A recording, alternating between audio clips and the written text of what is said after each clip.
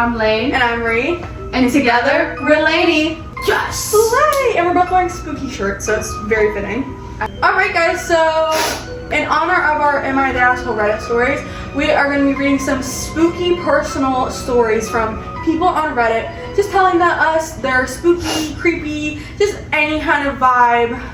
I don't like that intro. What am I saying? We will be going through Reddit and reading people's personal stories that are just spooky, creepy, disturbing, whatever. We got our spooky music in the back, so we're just gonna hop right into it and hope that some of these kind of give us the goosey bumps and make us a little spooky dooky. Because if you know us, we don't really get scared that easily. So. No. So let's see. We'll see if we'll get scared. No. Looky spook. Oh yeah, guys, I have a tattoo. Oh my god, I just realized we both got tattoos on the same arm in the same spot. So it says, a few years ago, I was walking through the woods. Bad start, by the way. Yeah, right. Off of the beaten track. Oh, bad start! Bad start. And I smelled this really overpowering sweet smell. Oh, what the fuck is this? Goldilocks? Being nosy, don't do that. I pulled back the undergrowth to have a look and found a dead body. What? The guy had clearly been there for a while and wasn't looking great. Well, he's dead. Right, but he's supposed to look good? All swollen, green, and black with various runny bits. That's disgusting. So he definitely hasn't been dead that long. Yeah. The local wildlife has also been dining well for a few days. That's disgusting. Ew. I called the police, who told me to wait with the body until they arrived. Being in the middle of nowhere, it took a while for them to arrive and it got dark. I just sat there in the dark with him for a long time. Immediately, no! No, I was like, you better ping my fucking phone and save it. I'm leaving. It turned out he had committed suicide. For a long time afterwards, I had dreams about him and he would talk to me and not nice things. Mainly about how he was angry I had disturbed his resting place and he wanted me to kill myself. Probably just my imagination, but all pretty disturbing.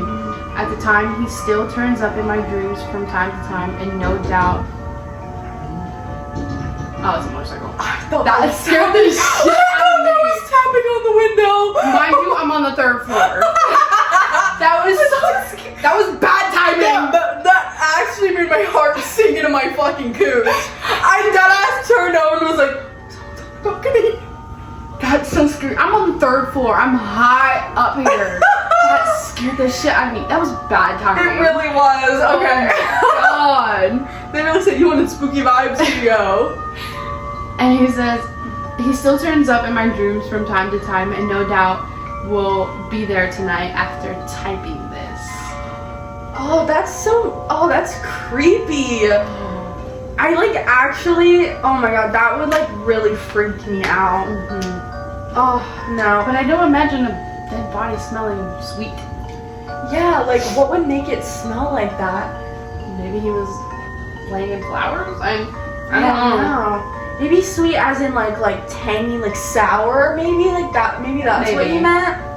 Bad choice of words. Because when he said sweet, I was like, what the fuck is he smelling? Apple pies? Is this fucking Red Riding Hood? And then he's like, it's a dead body. Oh, okay. Different kind of sweet that I was thinking of, but okay. Oh my god. Okay. This was 12 years ago. Damn. Okay. About 2 years ago, I was driving home from a family reunion pretty late at night, and the drive was about 2 hours. I didn't stay the night because I had to be back for work the following day.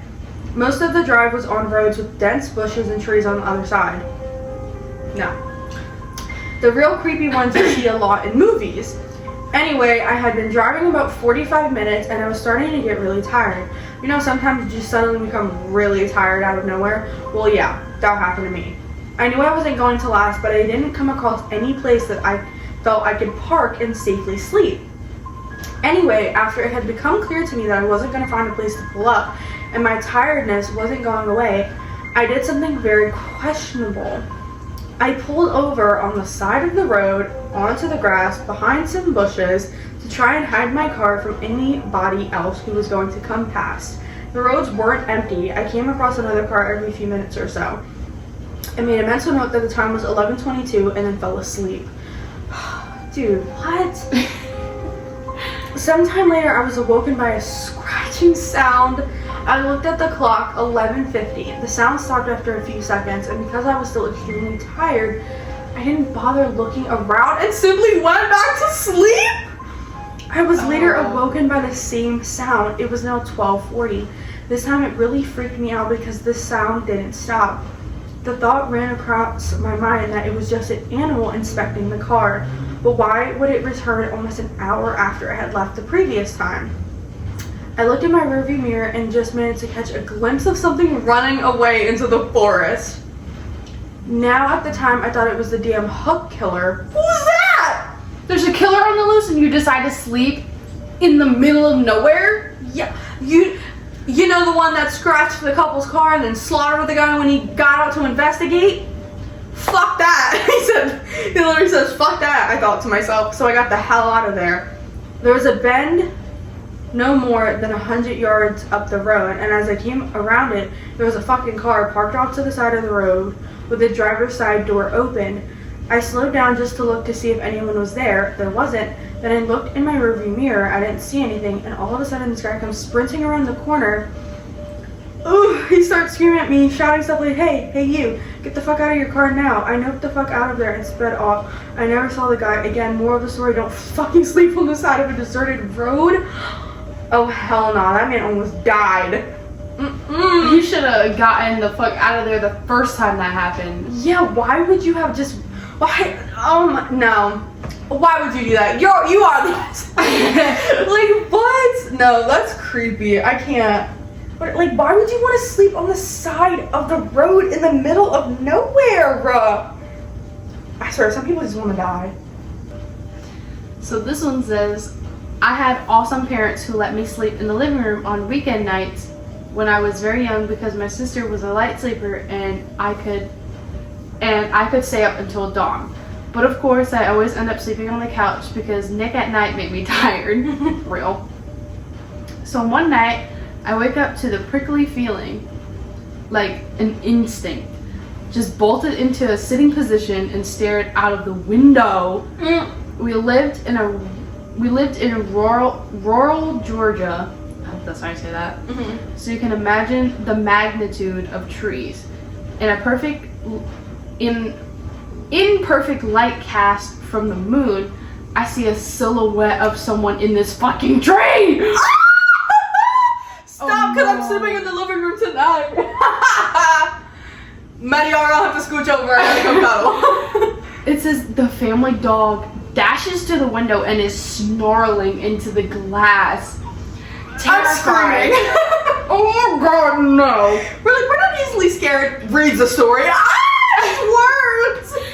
Terrified, I run into my parents' room and try to explain to my parents that there is a strange person outside. Dad grabs something defensive and darts outside with the dog. Just call 911 and lock the doors. Oh, to beat the wax off the hothead. I tremble into Mama's arms until Dad comes home and says he saw no one. And to go to bed. I decide to sleep in my regular bedroom. I fill in my sister as to what happened. Dad is making regular rounds in the house with a cup of coffee. We're all still, and I finally think I can sleep. Nope. I notice the man outside my window. No. From what I can see in the moonlight, he gives me a shush signal and runs away. No. Just turns around to run in a straight line away. I swear I couldn't stop crying for what felt like hours. And you didn't go say something? No. Because he just went and just started. Maddie, if I saw that, I don't know. I couldn't explain the fear that would go through my body. I genuinely, the primal instincts would come out and I'm going feral. No, immediately no.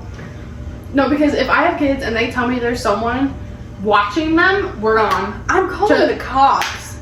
To Gigi's house we go. Okay. Woke up. Clock says 3:34 a.m. I'm 17 and in my bedroom. It's pitch black, but I hear some rattling downstairs. Terrified, I quietly tiptoe to my parents' room. Weird, it's empty. Where are my parents at 3:34 a.m.? Go upstairs to my brother's room. He's usually awake all night, but while the light is on, no one is in the room. I don't like that. Why is no one home? So I guess whatever those noises are downstairs, it must be them.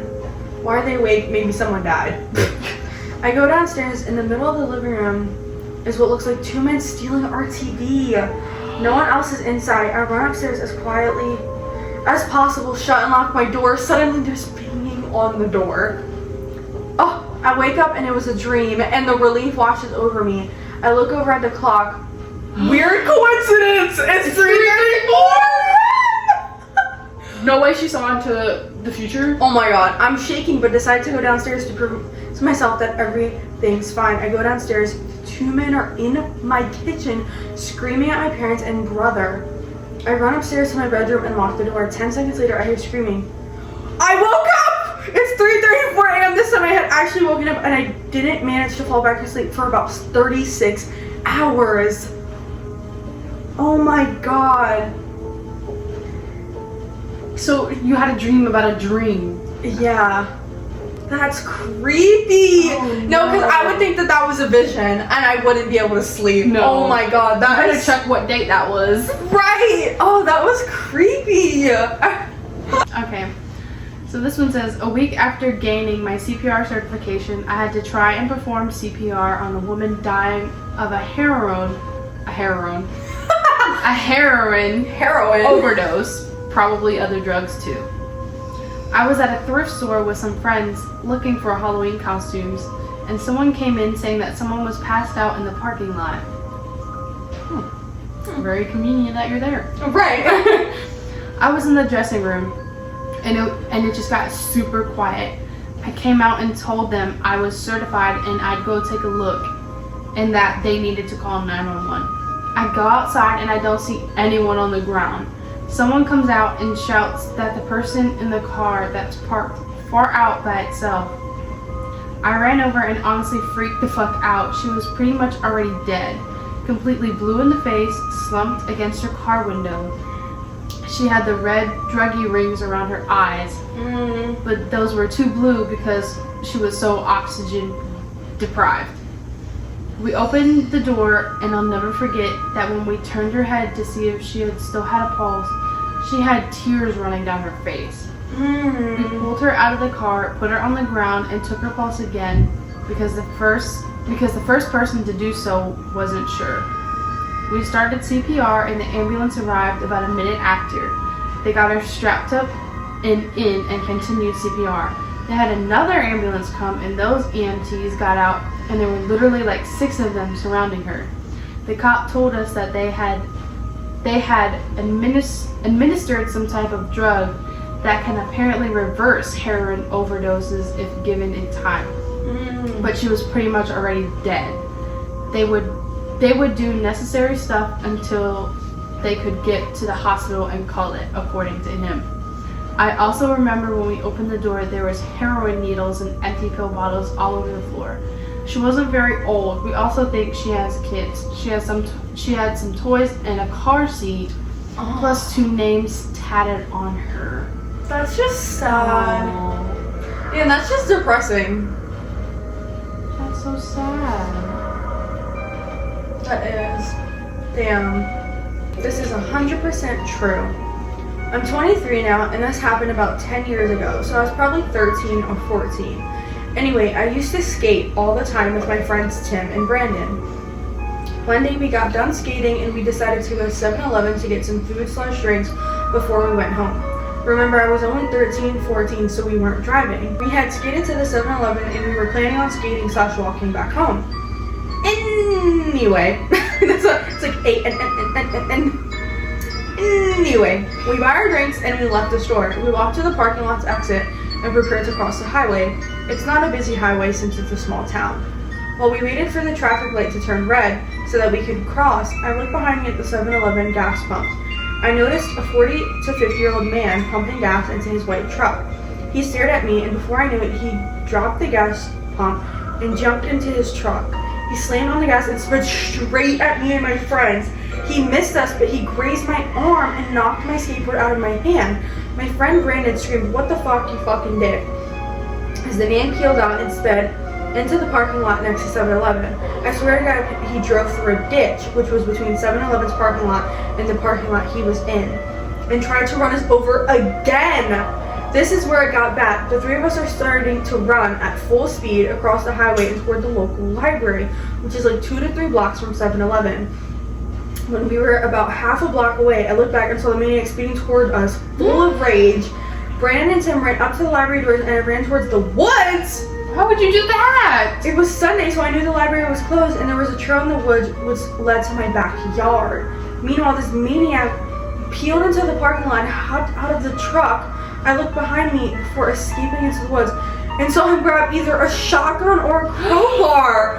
I was pretty far away at this point and I was freaking out, so my vision wasn't great. But he grabbed it from the bed of the truck and ran all the way home. When I got to my street, my neighbor, Tim's dad, told me to get into the car because we had to go to the video store, which is where Tim's mom worked. When I got there, I found Tim and Brandon. They ran to the video store after realizing the library was closed and called the cops. A minute later, my mom came in crying her eyes out because Brandon and Tim told her they didn't know if I lived or not.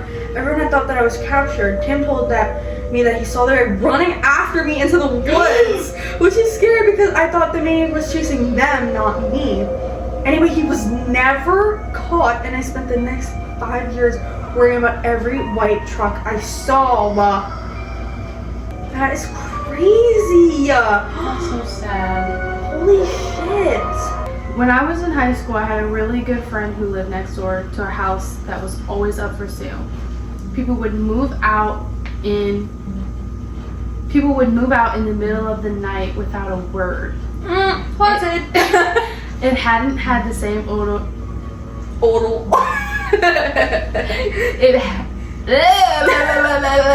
You got it.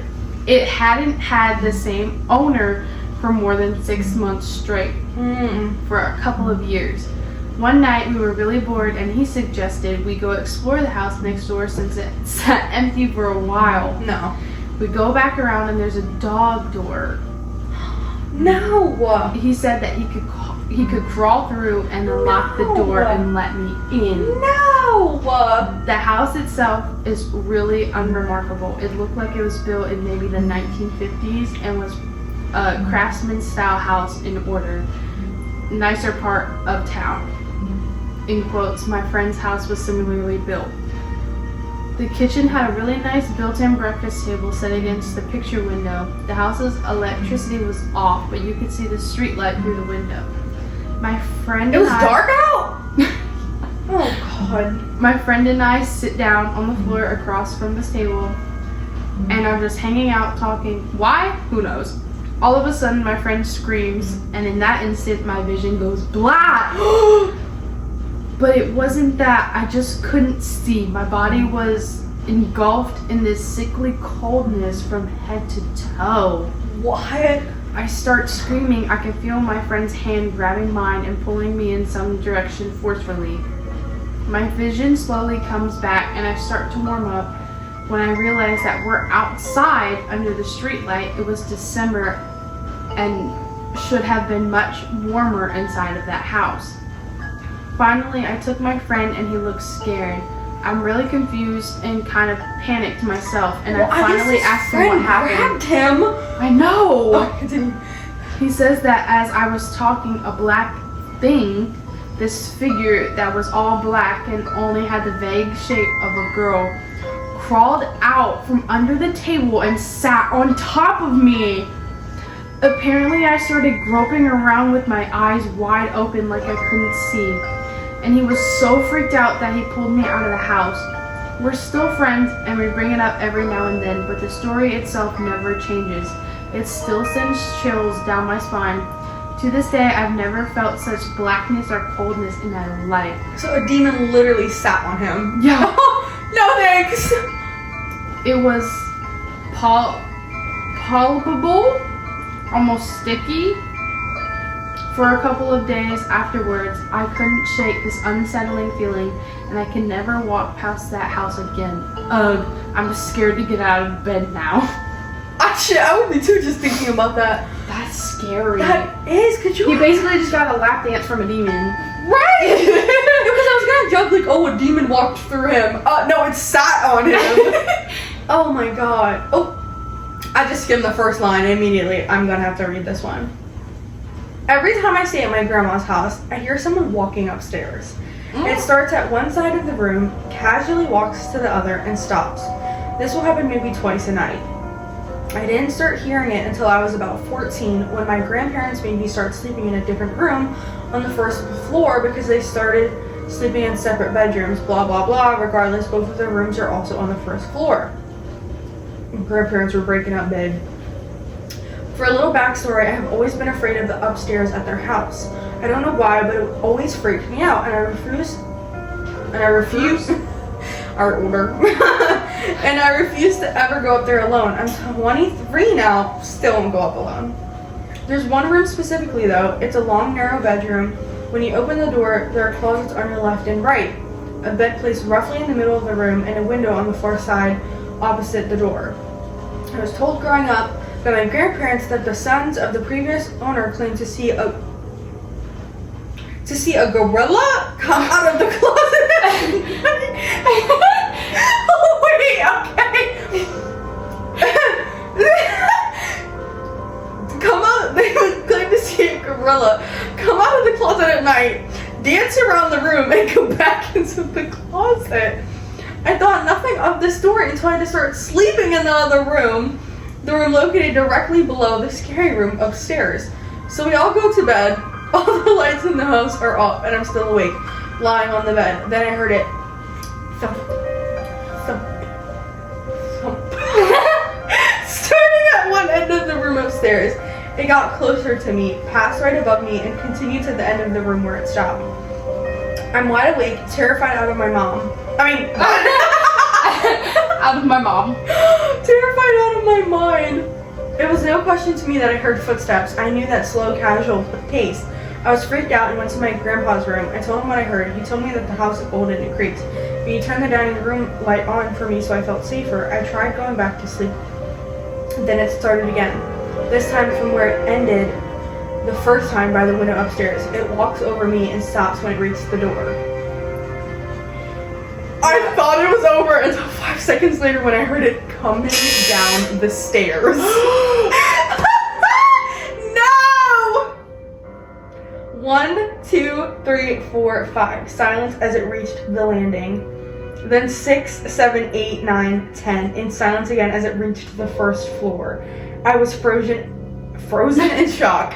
Whatever it was on my floor of the house, and sadly unaffected by the dining room light. That's so real. Oh, I was staring out the doorway to my room. I would be shutting that door. The dining room light was shining, and my vision began to distort. I felt dizzy with fear, so I pulled the blanket over my head and suddenly heard a scratching sound from inside my room. No. I knew exactly where it was coming from, too. My grandpa's gun case. Okay.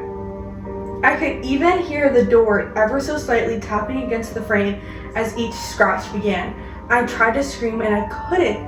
I took a second to take a deep breath and let out a loud scream. In seconds, my grandpa had made it into my room and I was relieved. Needless to say, he didn't believe me, so I did what any normal person would do. I draped a sheet over the side of the bed and slept underneath it. I'm not going under the bed of all places, but okay. I wrapped myself tight in a comforter, put on headphones, and turned my back to the door. There could be a party of ghosts in my room and I wouldn't even know. The next morning, my grandpa told my grandma about what happened the night before. She said, "Oh, that's silly. You know, your cousin woke me up the last time she stayed here. They came in my room saying, I hear footsteps. And no one's believing these children?" I slept under the bed for the rest of the week to stay with them. I've stayed here countless times since that happened, and I hear footsteps every time. I sleep on top of the bed now, but keep my back to the door and sleep with headphones on. I haven't heard it come down the stairs since that first night, but if it does, I don't want to know. Oh, heck no. Fuck that. Fuck that. If I heard, okay, there's footsteps upstairs, alright. Footsteps coming downstairs and into the room? No. Absolutely not. Crying. I'm sleeping with grandma and grandpa. Oh, we're cuddling. Absolutely Immediately. not. That, I don't care how old I am. And I would never sleep there again. He's better than me. I would never go back to that house. Okay, this one says, I was 16 and I woke up in the middle of the night to seeing my clothes being rustled about in my doorway. What? After washing my clothes, I like to hang them to dry on the door frame. I noticed some really gray, viney looking legs. What? And then I see these long, pointed sticks moving through my clothes. It took me a second, but my sleepy eyes adjusted to see one of the most grotesque, demon-looking motherfuckers I've ever seen. He was extremely skinny and had a distended stomach. His skin was gray and veiny, and those long sticks were his fingers. His chin was long, his eyes had no lids on them, and were unusually big. His mouth was in a pucker and moved like it was eating an imaginary lollipop. So wait, he was walking around like this? Pretty much.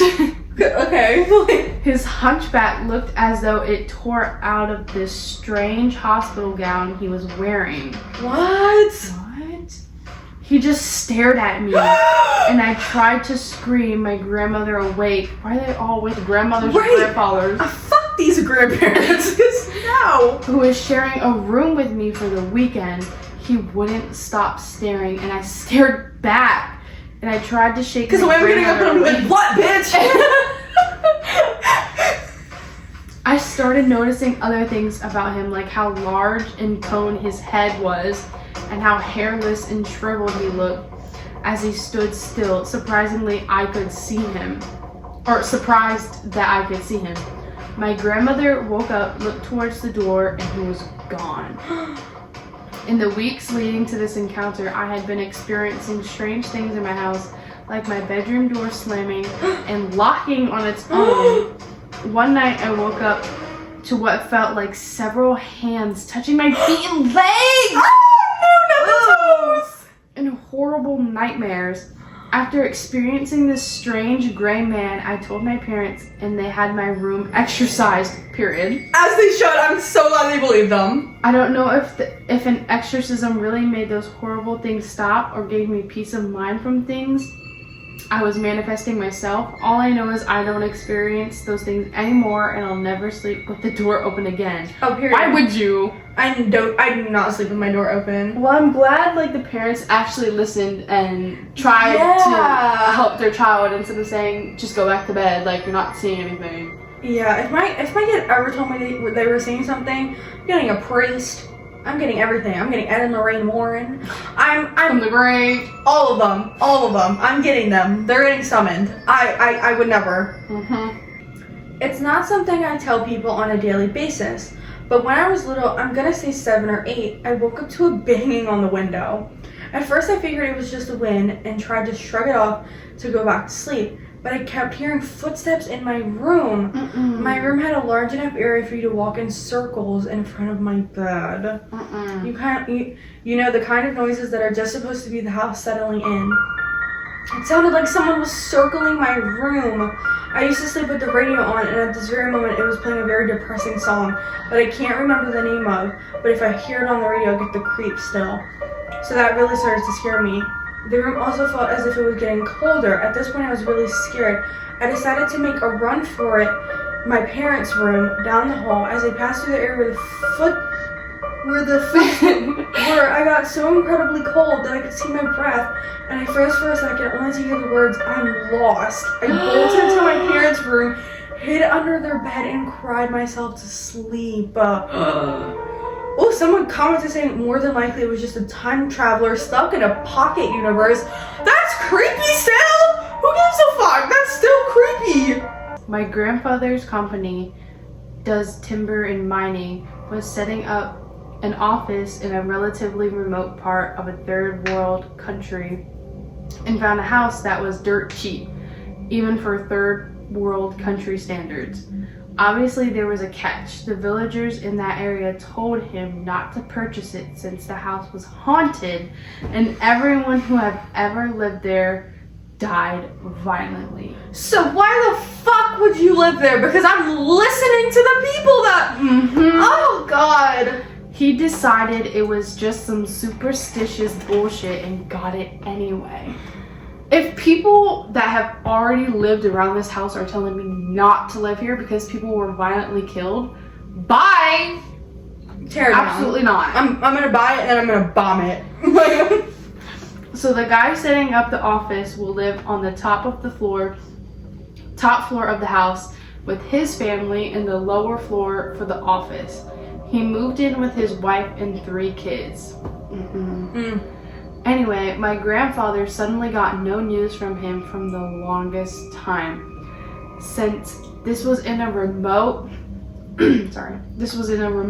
part of a third world country, he wasn't too worried since he just assumed they lost power or something. He finally contacted the local police to check on the guy since he was completely unreachable. They found everyone dead. Shocker! Apparently, the guy killed his wife, kids, and then himself with a machete. Yes, not a gun, a fucking machete. He actually hacked himself to death. Oh my God! It wasn't one of those cults on the wrist. It wasn't one of those cuts on the wrist to let everyone slowly bleed to death. Everyone was hacked down, including the guy himself. He cut himself up? Like, literally hacked himself with a machete. Oh my God, that's fucking crazy. The description of the scene had to be an exaggeration since I'm assuming the sight of 5 decapitated bodies, including 3 kids, were scary enough to make people see things. So I won't bother putting it here since I'm not sure what's true and there were details that people could not have witnessed. Let's just say I stopped paying attention after I heard the phrase magic machete. I was told the entire room was covered in blood, including the ceiling. Some people were saying that the blood on the ceiling had to have gotten there because the spirits threw the bodies around. I had to explain about blood pressure and got tons of weird looks. Now the weird part is, if it wasn't weird enough, was that he managed to barricade the door with the bed with his wife and kids on it. What? And it's one of those gigantic old beds that's extremely hard to move. The locals say that with this evidence he was possessed by spirits. I say moving to the middle of nowhere in some third world country drove the guy nuts and crazy. And crazy people can do all sorts of crazy shit, even perform crazy feats of strength. Anyway, my grandfather had to pay a few bribes to make sure nothing gets to the press. Not hard, middle of nowhere, about the entire thing to get police to classify the deaths as natural. No idea how they'll explain that. Third world countries are awesome. All employees in the know had to sign an NDA too. He then tried to get another volunteer to set up the office, even if they haven't heard all the gory details. What? Because of my father's gag order. Everyone knew the previous guy died. No one volunteered. He promoted one guy, gave him a fancy title, and told him he's in charge of setting up that office. The guy quit. Oh fuck yeah! I would have too! Someone commented saying not to be mean or anything, but your grandfather sounds like a total dick. And he does. Like, what? That's crazy. No, I know you probably haven't watched it, but that literally reminds me of the movie Long Life.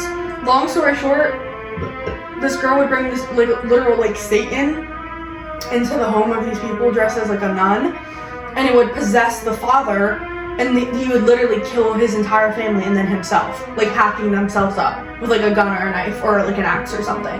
That's literally exactly what that fucking sounds like. Oh, that's scary. It's that white man again. So that was a bit of a disturbing ending, but I think it was pretty fun. There's lots more, so if you guys like it, we should do another part, or maybe another part after that part. Yeah. Who knows? I can definitely see us reading more of those because those were actually like really spooky and like very unsettling. Ugh. I couldn't imagine experiencing like half of those, like the freaking walking around upstairs and then it going downstairs into the room. No, thank you. I think the most disturbing one was the last one I just read, and the most scariest one was the one about the dream about the dream. Yeah, that one was scary. That was weird. I don't like things that have to do with like loops, like stuck in a loop, whether it's a dream or not. Like that kind of stuff scares me so much. Cause like I know it's never gonna happen, but like my biggest fear is like that one Supernatural episode where like Dean kept dying and Sam would just wake up over and over, and he would just keep dying over and over again. Like, oh my god, that's like my biggest fear, being stuck in a time loop and never being able to prove it, and like just I don't want to think about it. Well, with that being said, I'm Lainie. And I'm Marie. And this is From Lainie to You.